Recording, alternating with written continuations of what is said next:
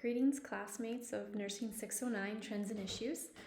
My name is Kendra Filto, and I'm presenting my closing remarks on the debate that the skill mix of RNs and other licensed nurses must be the same in acute care and long-term care settings. My position was against this statement. I argued that the skill mix of RNs should be higher in acute care compared to long-term care for three main reasons. And for the purposes of my argument, other licensed nurses were referred to as licensed practical nurses or registered practical nurses and registered psychiatric nurses. Higher RN skill mix positively impacts patient outcomes given the increasing acuity and complexity of care. This was substantiated by high-level evidence of a systematic review including 63 articles from January of 2000 to September of 2018. Decreasing patient adverse outcomes and mortality results in reduced economic burden of the $55 billion in hospital spending, in which 1/3 of that is a preventable cost.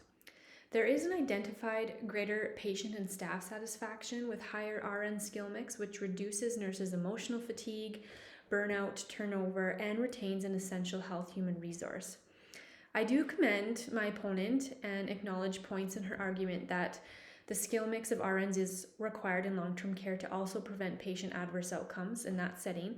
However, the evidence is lacking to support this. My key evidence also illustrated that historically and current data shows RN skill mix is not the same in acute care and long-term care. There is more than double the number of RNs compared to LPNs in Canada, yet RNs do not make up the largest component of the workforce in long-term care. LPNs account for 59% of licensed nurses in the long-term care setting, providing an essential care to the frail and vulnerable elderly population. The underlying issue will be the ability to attract RNs to long-term care.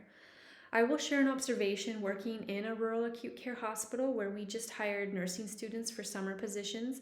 Upon interviewing 11 nursing students and asking what their short and long-term goals were, all of them replied with an interest to work in either northern remote nursing, to go straight into ER settings, or directly into the ICU. Not one indicated a desire or attraction to work in long-term care, and this should be unsettling.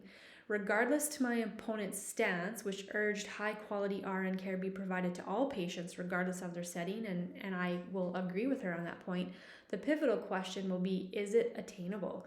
Can you attract and achieve an equal skill mix of RNs to long-term care? And if that is the goal, we need to be starting back in the nursing education. So my arguments and justification, supported by logical reasoning and a high level of research, not only prove that no, you cannot attract the equal skill mix of RNs to long-term care, but that the evidence highly supports that higher RN skill mix be in acute care. All three national nursing associations in Canada jointly developed a collaborative framework that is evidence-informed to guide the right mix of nurses to provide optimal, safe patient care. That demonstrates there's a continuous call to action to address the appropriate staff skill mix in acute and long-term care amongst all licensed nurses and registered nurses. Thank you for the opportunity in this debate.